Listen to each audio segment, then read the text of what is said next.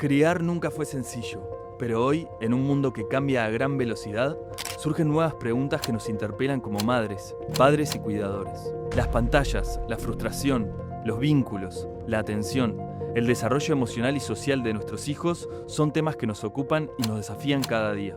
En este MP Talks proponemos conversar, comprender y acompañar.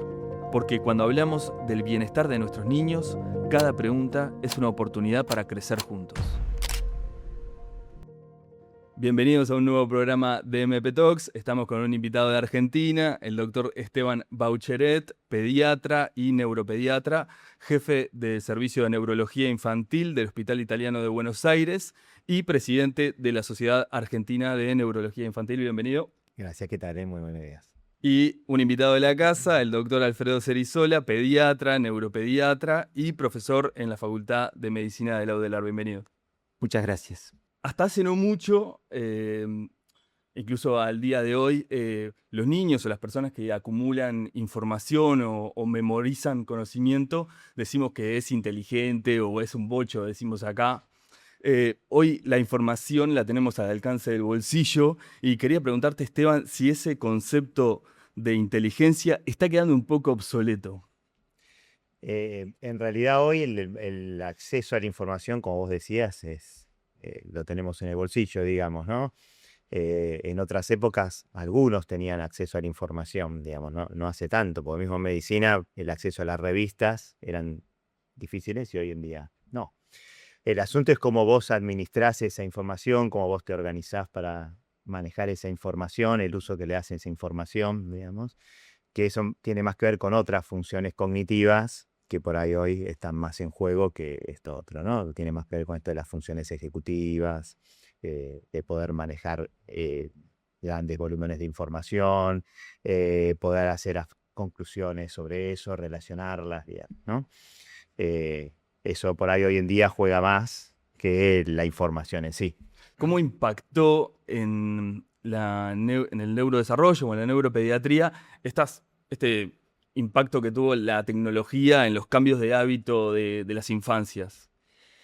Bueno, las tecnologías son herramientas, entonces en realidad si uno las mira desde la teoría, uno diría, bueno, depende de cómo las usen o cómo las usemos, el impacto puede ser positivo o no. Después la realidad puede ir por otros caminos, digamos, ¿no? Entonces en esto que decía Esteban muy bien, de, bueno, la capacidad que tenemos para analizar y resolver un problema, que es una de las cosas más importantes que tenemos en el día a día de nuestras vidas, que tenemos que plantearnos un poco cuáles son las opciones que tenemos para llevar adelante cuando nos planteamos que hay una situación a resolver, cuál puede ser la más eficaz, llevarla adelante y ver si eso está dando resultados o no, monitorear, ser autorreflexivos, concretar y terminar una tarea. Con el uso habitual de la tecnología de hoy se hace más difícil porque es todo muy rápido, es todo muy cambiante, los estímulos son muy altos, pero a su vez van demandando pocos lapsos de atención. Entonces, en el uso habitual, por decirlo de alguna manera, no está contribuyendo tanto. Hay usos específicos en los cuales sí puede ser muy beneficioso y sobre todo en esto del acceso a la información como herramienta para poder utilizar para resolver problemas, para analizar, para sintetizar. Ahí sí puede ser útil, pero depende mucho del uso que le demos a todo nivel, ¿no? No solo pensando en el neurodesarrollo y en los niños y en las niñas y los adolescentes, sino también en los adultos. Sí, Esteban, se han tenido que hacer nuevas preguntas dentro de la neuropediatría con estos cambios de hábito. Con respecto a las pantallas y eso Sí. decís, y sí, porque ahora el hecho de el uso que le está dando esta familia y este chico a las pantallas es parte de la consulta también, digamos, ¿no? Que vos eso antes no lo tenías tan en cuenta y hoy en día sí, porque influye en el sueño, influye, como decía Alfredo recién, ¿no? En las conductas, en cómo el chico aprende a regular su conducta, en cómo el chico puede, bueno, a veces sí, el hecho de pasar rápido pantallas, eso a veces genera menor estímulo para el desarrollo de la atención y a su vez te aumenta la posibilidad de tener conductas más ansiosas, entonces todo ese tipo de cosas, ¿no? El espacio que tiene el diálogo en la familia, ¿no? Porque está visto que el lenguaje familiar, sobre todo los trabajos hablan del de la madre, pero yo creo que debe tener que ver más con el lenguaje familiar. El vocabulario también se asocia con el vocabulario que desarrollan los chicos. Entonces, si están los papás también con los celulares, charlan menos, también afecta el desarrollo verbal de los chicos. Hay como un montón de aspectos que influyen en el uso de las pantallas en lo cotidiano, ¿no? En una charla que estuviste dando en Montevideo, decías, nuestro objetivo es que los chicos no nos vengan a ver, como de alguna Claro. manera, diciendo, bueno, apuntando al desarrollo, ¿no? ¿Por qué llegan a tu consultorio o cuáles son esas cuestiones que traen los padres? Claro, eso es porque en general hay especialidades médicas donde uno va al control, ¿no? Como el clínico, el pediatra, vos vas cuando está todo bien. Después hay otras que vos vas cuando tenés un problema, digamos, ¿no? La idea es, ¿no? La idea es no tener ese problema. Y si lo tenés, bueno, para eso estamos nosotros, es que no nos vengan a ver, porque lo solucionamos, digamos, ¿no? Eh, en mi caso particular, en general los chicos vienen o por problemas en el neurodesarrollo, ¿no? O a veces también, porque en el hospital tenemos un servicio grande de neurología y de pediatría, y entonces por ahí vemos también problemas cognitivos asociados a otros problemas médicos o neurológicos, no sé, problemas cognitivos asociados a epilepsia, problemas cognitivos asociados a trasplantes hepáticos y eso. Entiendo que acá es exactamente lo mismo, por Sí, también. ustedes es exactamente igual, tal cual. ¿Cuáles son los síntomas más comunes que tiene el trastorno de déficit atencional e hiperactividad?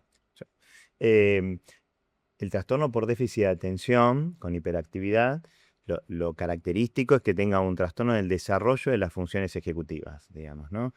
Esto del desarrollo porque es como que viene de fábrica el asunto, digamos, ¿no? Por eso es lo del desarrollo, ¿no? Porque vos podrías, siempre que los circuitos que están vinculados al lóbulo frontal se vean afectados, probablemente vos tengas un déficit en funciones ejecutivas, digamos, ¿no? No sé, la gente con Alzheimer tiene déficit en funciones ejecutivas. Si vos tenés un traumatismo frontal, también. Si vos tenés un tumor frontal, también. Lo que tienen estos chicos es una alteración en el desarrollo de esa función, digamos, ¿no? Y esa función, hay distintas formas de explicarla, pero por ahí la más común es esto de que vos puedas organizar tu conducta para lograr una meta, ¿no? Y entonces hay como varias subfunciones, que vos puedas planificar, que vos puedas anticipar, que vos puedas inhibir tu conducta en función del contexto, que vos puedas recordar todos los pasos que tienen que ver con eso que vas a hacer, que puedas cambiar la conducta en función del contexto para eso que vas a hacer y sostener la atención, digamos, ¿no? Todo ese paquete de cosas tienen que ver con eso. Eso impacta en general en todos los aspectos de la vida de las personas, digamos, ¿no? A veces en algunas situaciones esto se nota más y en otras se nota menos, ¿no? Porque los papás muchas veces dicen, no, en el colegio, que es donde suele saltar el cuento, porque sí, si había que hacer 5 cuentas, hice 3, es que está obvio que te faltaron, ¿no? O si había que estar sentado y escuchando al docente y vos te levantaste a sacar punta al lápiz, ¿no? Es como que quedaste expuesto que hiciste algo que no era lo correcto para ese momento, digamos, ¿no? Pero cuando uno pregunta a los papás, en general, en la vida diaria, empiezan a ver esas cosas, ¿no? Ayúdame a poner la mesa y yo voy a poner los vasos, digamos, ¿no? El error en la Matrix es el mismo, porque tuvo un problema en memoria de trabajo. Decís, anda a bañarte, mientras va a bañarse, no sé, se puso a ver la televisión, porque no hubo un control inhibitorio, se puso a ver la tele, hubo mala memoria de trabajo, que era, me acuerdo de que tengo que ir a bañarme, no lo hago, digamos, ¿no? Entonces, esto es un poco lo que les pasa a estos chicos, ¿no? Y siempre cuando tiene un síntoma, ¿está asociado a otro y ya se hace un diagnóstico? ¿O cómo se suele hacer un diagnóstico en estos chicos? Bueno, no, el diagnóstico es fundamentalmente clínico, ¿no? Es que cumpla con una serie de criterios, ¿no? Que es esto que veníamos un poco charlando. Que uno, en general, si tiene la posibilidad, vos podés hacer estudios cognitivos, ¿no? Donde vos podés medir estas funciones, digamos, ¿no? Porque en general tienen un buen nivel intelectual, solo que su rendimiento no es bueno por esto que charlamos, ¿no? Entonces vos vas a ver en una evaluación que tiene un buen nivel intelectual, pero que aquellos test que evalúan estas funciones ejecutivas están afectados, digamos, ¿no? Entonces vos como que confirmás esto, pero el diagnóstico es clínico. un poco lo que vos estás planteando también es que en general esto suele ir asociado a otras cosas, es lo habitual, ¿no? Está bueno aclararle a los papás porque los papás, viste, vienen con que no quería tener un problema y se van con 4, digamos. Entonces, está bueno aclararles que en realidad eso es lo común, que lo raro sería que vos tengas un TDAH solo, ¿no? Yo ayer decía que la verdad que el TDAH solo existe en los trabajos que vos lees, pero en realidad en la práctica siempre tienen algo asociado, digamos, ¿no? Que es un poco esto que vos me decís. En cuanto a los vínculos, Alfredo, a un chico, a una chica que le cuesta relacionarse con sus amigos, ¿cuáles pueden ser las causas de esa complicación para relacionarse con otros?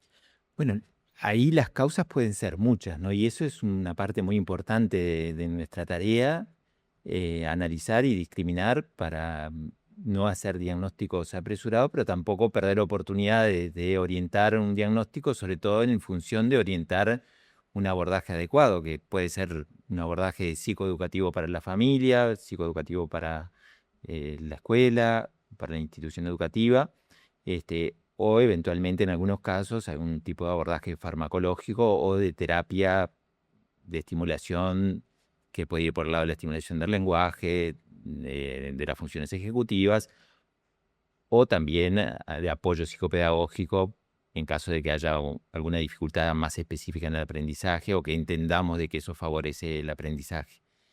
Pero lo primero, cuando a alguien le cuesta relacionarse y vincularse, es decir, bueno, eso de dónde parte, digamos, cuáles son las funciones básicas que están afectadas, ¿no? Es un tema más del lenguaje, es una cuestión más del área socioemocional y del relacionamiento, tiene que ver más con aspectos afectivos y emocionales o con aspectos más, esto que decía Esteban, como de la Matrix, digamos, de cómo funciona, de cómo interpreta las relaciones y cómo se relacionan, ¿no? Entonces uno va como construyendo a través del vínculo profesional con ese chico, con esa chica, con esa familia y entendiendo por dónde puede ir, ¿no? Es una cuestión más de inhibición, ¿no? Por situaciones que puedan haber sucedido o por procesos personales, o es algo que tiene que ver más con cómo está estructurada esas redes neuronales que hacen que le cueste vincularse, entender el lugar del otro, qué siente el otro y eso. Entonces ahí es donde uno puede empezar a tejer esto de la orientación, del razonamiento diagnóstico y después del abordaje. Claro, aparte, supongo que en realidad, si bien pueden aparecer en muchos chicos similares síntomas, la forma de abordaje de cada uno es distinto, ¿no? Según su contexto y su... Claro, porque como decía Alfredo recién, ¿no? El tratamiento va a ser ajustado a la persona, digamos, ¿no? Entonces, más allá del diagnóstico, habrá que ver qué aspecto del diagnóstico en sí es el que más le está jorobando a este chico para poder ajustar el tratamiento en esto, digamos, ¿no? Que es un poco esto que vos decís. Bueno, sí, eso. Y, por ejemplo, respecto a hace 30 años, digamos, al día de hoy, ¿hay más diagnósticos? ¿Se diagnostica más hoy que antes o es una sensación? Yo creo que, por un lado, ha avanzado mucho en la conceptualización de esto de los diagnósticos, que a veces a la familia les cuesta un poco percibir la importancia, pero sobre todo son conceptualizaciones para poder ayudar, digamos, ¿no? A veces, y es cierto, se viven como un estigma, digamos, ¿no? Como una carga. Ahí también depende mucho de cómo seamos capaces de comunicarnos, ¿no? Y de explicar bien cuál es la situación.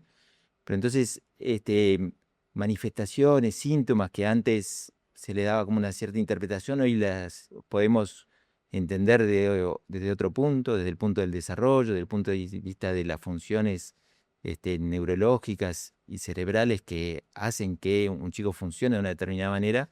Entonces tenemos como más herramientas para hacer diagnósticos que nos permitan orientar mejor los abordajes y los tratamientos. Entonces, se ha establecido mucho más los criterios diagnósticos, tenemos mucho más herramientas para hacerlos y también ha habido probablemente un aumento de la frecuencia de algunas de las condiciones a que afectan el desarrollo, producto de una serie de cambios que han ocurrido en la sociedad, digamos, ¿no? Que eso es también importante tenerlo en cuenta. ¿Cuáles serían esos cambios? Bueno, hay muchos cambios que es difícil también y decir, bueno, el principal responsable de esto es este o aquel, pero en conjunto, cuando uno piensa en el desarrollo, tiene que pensar desde las situaciones previas al embarazo, todo lo que tiene que ver con las situaciones que transcurren entre el embarazo, si hubo alguna condición que afectó que ese embarazo transcurriera bien o no, que naciera antes de tiempo, ¿no? Un nacimiento prematuro severo puede condicionar que pueda tener alguna dificultad después en el desarrollo. Todo lo que tiene que ver también con los hábitos de crianza a nivel familiar, esto, ¿no?, que comentaba Esteban, es fundamental. Le atribuimos mucho la tecnología, pero también yo creo que ha cambiado la estructura familiar. Entonces antes teníamos como familias más grandes y más ensambladas, que hacían que los cuidados se repartieran más. Ahora las familias son más chicas. Entonces la interacción entre pares se da más que nada a nivel de los jardines, inicialmente, o de las escuelas, pero bueno, no tanto a nivel del barrio. Ha cambiado la realidad social. Antes jugábamos en la calle, salíamos a la plaza y no nos tenían que estar cuidando ahí, y ahora eso es bastante impensable. O sea, creo que han habido muchos factores que han hecho que hayan cambiado las condiciones y que de alguna manera hayan afectado cómo es la historia del desarrollo en los niños, ¿no? Diga. No, que por ahí quizás no es que ello haya sido la causa que generó el tema, pero sí que, que aumente el diagnóstico, ¿entendés? Porque vos antes, ¿no? O sea, la dificultad del trastorno es como que es de fábrica, entonces no es que se genera más por el cambio de entorno, pero sí que un entorno más contenedor por ahí hacía que esto se sobrellevara de una manera, y hoy no, como decía Alfredo recién, ¿entendés? ¿Y ustedes creen que facilitó la pantalla la socialización o la dificultó? ¿O tiene de los dos aspectos? Yo creo que hay un poco y un poco, ¿no? Porque eh, por un lado, ¿no?, está toda esta dificultad en los que por ahí vos te colgás mirando y estás al lado de alguien que fuiste a tomar un café, y de un momento están los dos mirando, ¿no? O estás esperando algo y ya te estás con el celular, ¿no? Vos por ahí te podés olvidar de muchas cosas cuando salís de tu casa, pero lo que no te vas a olvidar es ese celular, ¿no? Eso es una cosa Sí. terrible, pero es así, digamos, ¿no? Entonces eso por ahí interfiere en lo que es la comunicación, pero también todos tenemos muchas experiencias donde hoy nos podemos comunicar de otra manera, mucho mejor, con familiares con el que vos, hace un rato hablábamos de mi tío, que vivía acá. Mi tío cumplía años en enero. Nosotros en enero muchas veces veníamos acá, muchas veces íbamos a Necochea. Y entonces había que estar toda una tarde para que la telefónica lo llamara acá, digamos, ¿no? Ahora haces una videollamada, digamos, ¿no? Entonces, en ese aspecto facilitó mucho la comunicación. En otros por ahí no. A mí me pasa, por ejemplo, a veces dentro del mismo servicio nuestro, que nuestro servicio no es muy grande, no sé, será como este espacio. Y yo tengo que decirle algo al que está allá, me levanto y voy a hablar con él. Pero yo tengo muchos compañeros que le mandan un WhatsApp, digamos, ¿no? Entonces la comunicación cambió también ahí, ¿no? ¿Y en los niños específicamente? En los niños también hay todo un cambio en esto de las pantallas también, mismo hasta en el estilo de juego. Mira, te cuento una anécdota. Ahora mis hijos ya están más grandes, ¿no? Pero en ese momento estaba primer año, segundo año, el más chico. Entonces lo paso a buscar por la escuela y me dice: papá, ¿puedo jugar hoy con los chicos?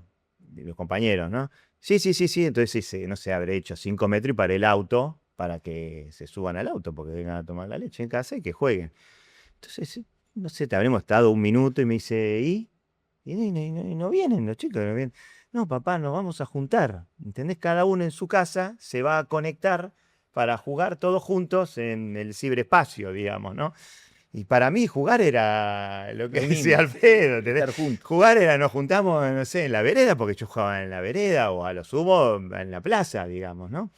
Y ellos jugar es eso en el ciberespacio, digamos, ¿no? Que estaban juntos y compartiendo, pero bueno, es distinto, digamos, ¿no? Pero también me parece que tenemos que tener la otra mirada, que para chicos que tienen dificultades Claro, en la comunicación y eso, también brinda oportunidades. sí, Oportunidades, algunos porque les es más fácil la comunicación a través de los medios digitales, sí, otro porque hay aplicaciones para favorecer la comunicación, todo lo que tiene que ver con lo que se llama la comunicación aumentativa. Entonces, ha brindado oportunidades para chicos que tienen dificultades para poder expresarse de esa manera, a que a través de comunicadores que hay de baja y de alta tecnología, pero que son instrumentos que le permiten una comunicación súper fluida y que antes eso no lo No teníamos. era, no. Entonces, también hay que tener la mirada de que esto para algunos ha sido un avance notorio, ¿no? Hay dispositivos emisores de voz. Entonces, el chico de alguna manera, digamos, por señalamiento, incluso por señalamiento visual, logra interpretar lo que quiere decir y el dispositivo lo transforma en una señal de voz y se puede comunicar de una manera mucho más eficaz y eficiente de lo que podía hacer antes. Entonces, si vamos al uso habitual, yo creo que en la mayoría de los casos de pronto lo ha dificultado. En la adolescencia en algunos casos ha facilitado. La Sí, posibilidad de la comunicación a distancia o con grupos con intereses similares también la ha también. favorecido. Pero y en estos casos de niños que tienen dificultades es un avance enorme. Me parece que tenemos que ser siempre como muy reflexivos y muy atentos a si el uso que le estamos dando es beneficioso o no. Y eso para todos, ¿no? Empezando por nosotros, Claro. por nuestras familias y también obviamente por los chicos de nuestro núcleo familiar, de nuestro centro educativo o de nuestra comunidad. ¿Cuáles serían las formas de darle una pantalla a un niño? ¿Cómo se le dice a la familia que tiene que proceder con ello? Yo lo que suelo hacer, bueno, por un lado, bueno, contarles el tema este de la cantidad de tiempo, porque eso es como un tema, ¿no? Que uno trata de menores de 2 años que ni usen, ¿no? Después tratar de que usen 1 hora, no más de 2 horas, ¿no? Pero más allá de ese dato del tiempo, eh, todo un poco lo que comentaba Alberto, ¿no? Ver qué contenido se está viendo el chico, tratar de tener un control sobre los contenidos, ¿no? Porque muchas veces en TikTok vos empezás o en Instagram empezás y por ahí no es que necesariamente sean cosas sexuales o qué sé yo, pero por ahí no es un contenido adecuado para el chico y entonces eso no le sirve y hasta le genera ansiedad, ¿no? Después buscar un contexto adecuado que sea una utilidad, digamos, ¿no? Porque eh, ver cómo, no sé, fulanito se cayó de no sé dónde, lo que dijo Menganito, no es constructivo, es tiempo perdido en realidad.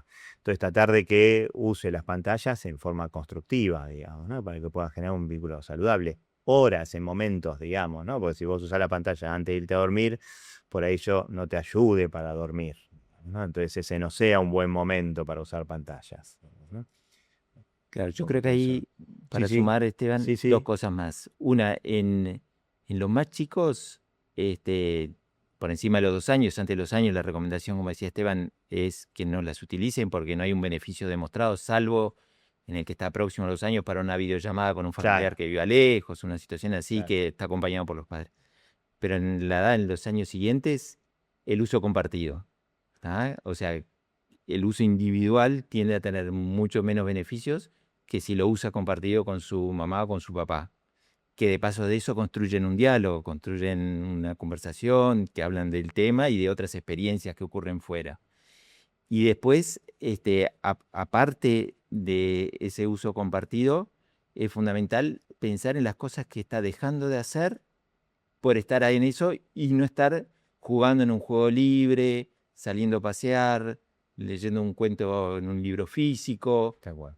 cantando una canción, bailando o haciendo otra cosa, ¿no? Entonces me parece que esas son las dos cosas que también ayudan. Uno, pensar en hacerlo juntos y otro en pensar en qué otra cosa podríamos estar haciendo en lugar de estar haciendo esto de estar sentados frente a una pantalla. Sí. Eso es que dice Alfredo es súper piola, porque por los papás, cuando vos le pones el tema del límite de tiempo, ¿no? Muchas veces te dicen, bueno, ¿y ahora cómo hago? Porque él me pide la pantalla, digamos, ¿no?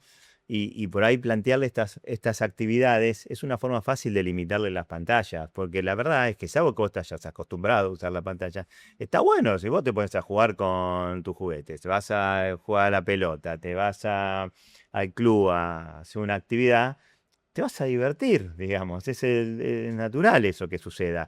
Y entonces es muy fácil en ese momento no estar usando pantalla, porque va a estar dentro de la pileta con la pantalla. Entonces son formas fáciles de poder limitar la pantalla y aparte estás construyendo otra cosa, digamos, ¿no? Habíamos hablado al inicio de la entrevista de uno de los síntomas de TDA. No quiero dejar pasar sobre el TEA, el trastorno del espectro autista. ¿Cómo abordan cuando llega un chico con ese diagnóstico, digamos? O cómo lo diagnostican. Bien. Eh, Ahí también hay todo un espectro, entonces pueden llegar por distintos caminos. Lo que sí tienen es dificultades en lo que es la comunicación, digamos, ¿no? En poder comunicarse y usar el lenguaje como instrumento de comunicación, pero también tienen problemas en aspectos no verbales de la comunicación, ¿no? Uno por ahí, eh, bueno, ahora Alfredo estuvo en Taiwán hace poquito en un congreso de neurología, ¿no? Eh, no sé cuánto habla Alfredo de taiwanés, pero estimo que es poco. Pero supongo que se habrá comunicado bien, porque señalás, mostrás, no sé qué, ¿no? Le va buscando la vuelta.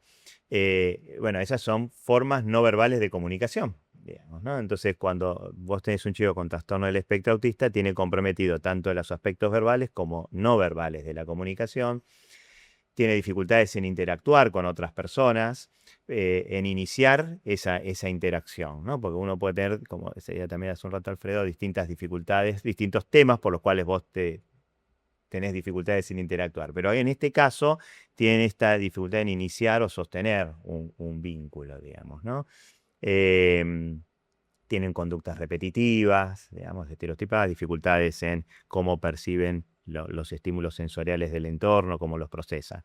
Entonces, con estos criterios clínicos, uno puede hacer el diagnóstico, digamos, ¿no? También hay herramientas que te ayudan a objetivar esta situación, pero el diagnóstico de vuelta es clínico, digamos, ¿no? ¿Y cómo lo manejamos con la familia, digamos? En realidad, en lo personal, yo en algún momento les digo el diagnóstico este o los otros diagnósticos, pero en realidad yo trato de hacer foco en la funcionalidad o en lo que es el problema en realidad del paciente, digamos, ¿no? Porque esto me costó varios años en la facultad aprenderlo, pero como que a nosotros nos enseñan que si vos tenés una neumonía, tenés que tomar el antibiótico y se acabó porque era eso, ponele. Yo tenía un profesor que decía, ¿y el hombre cómo estaba?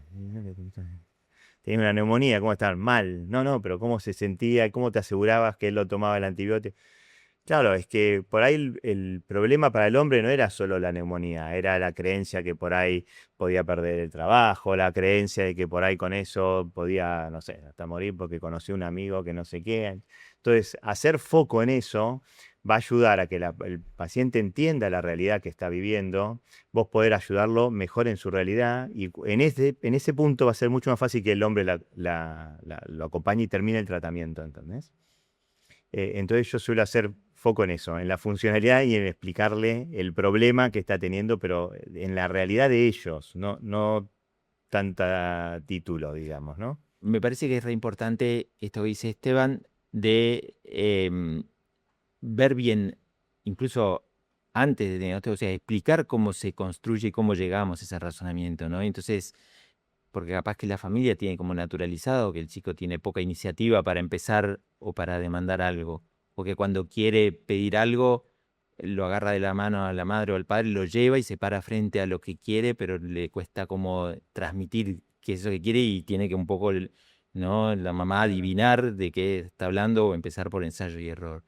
Y que hay otras formas, cuando el niño es chico, de hacerlo, que puede incluir, si todavía no tiene el lenguaje verbal desarrollado, pero señalar, y en ese señalamiento también mirar la cara de la madre y mirar el objeto que quiere para compartir la atención, ¿no? En eso se llama atención conjunta. Entonces uno va explicando las características y no tiene por qué ser en la primera consulta, pero al final le termina diciendo, bueno, y esto en la ciencia de la salud se llama así porque de esa manera uno accede a estos tratamientos y a estas orientaciones para el jardín y el colegio. ¿Y cómo sabemos cómo se siente o qué cosa le está pasando a esa persona que le cuesta comunicarse? Bueno, cuando son chiquitos en general tienen dificultades en regularse también, ¿no? Porque se pone al tener esta dificultad en comunicarse, muchas veces su conducta es más desregulada, ¿no? Hacen como más berrinches, digamos, lo que pueden decir de los papás. Cuando son más grandes, por ahí sufren porque tienen más estados de ansiedad, porque por ahí ellos no leen lecturas sociales o la forma en la que ellos se expresan no es bien percibida, digamos, o genera cierto conflicto social, digamos, ¿no? Porque vos decís, no, mira, yo no le voy a decir que esa remera no le queda mal, porque entonces vos no decís ningún comentario, pero por ahí esta gente te dice, no, sí, mira, la verdad, esto te queda horrible. Y Vos por ahí le, la otra persona se siente vos le decís, mal, che, digamos. te queda mal, cuando en realidad le querés decir que le queda bien y lo Claro, lo puede interpretar de otra porque manera. vos ajustás muchas veces tus comentarios, sobre todo en la adolescencia para arriba, a determinadas situaciones sociales, digamos, ¿no? Porque vos interpretás que determinadas cosas se dicen de tal o cual forma, digamos, ¿no? Y estas personas pues tienen dificultades en eso y eso genera ansiedad, digamos, ¿no? Claro, en No sé si determinados fui claro. momentos, ¿no? En determinados momentos uno puede hacer un comentario en tono de broma Claro, y lo puede entender literal